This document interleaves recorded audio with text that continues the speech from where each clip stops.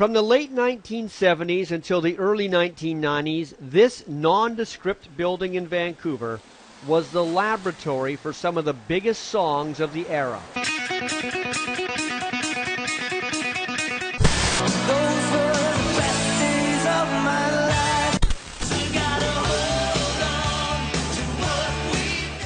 During that time, big groups like Aerosmith came to Vancouver to work with producers like Bruce Fairbairn and Bob Rock at Little Mountain Sound. Here we go, we'll try it again.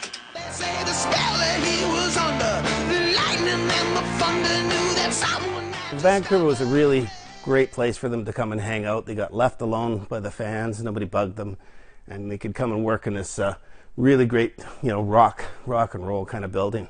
But it took a Vancouver band working with Vancouver producers and engineers to make the world aware of Little Mountain. The album that started it all for us was Loverboy.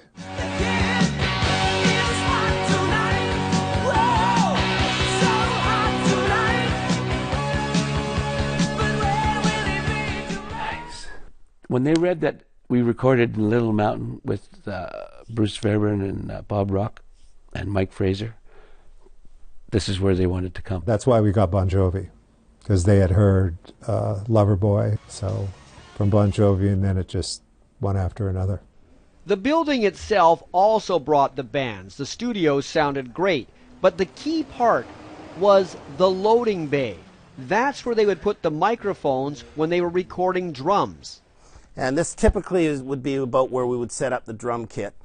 And there's a doorway here that leads out to a loading bay. We used to have baffles, big kind of shields like this. What we would do is we'd set up a couple of stereo mics kind of here, shooting off into the corners, so the sound of the drum would come in, and we'd get that ambient sound of the drums.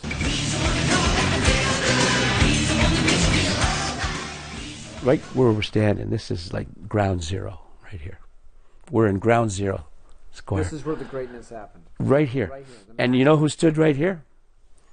Brian Johnson from AC/DC. Steven Tyler stood right here. John Bon Jovi stood right here. I imagine there's some sweat from every rock star in the 80s right here, this spot right here. This was the magic spot. I don't know why, but this is where you stood with your headphones on, the microphone here, boom, and you just went for it. You looked for everybody to go like this in that window. Yeah.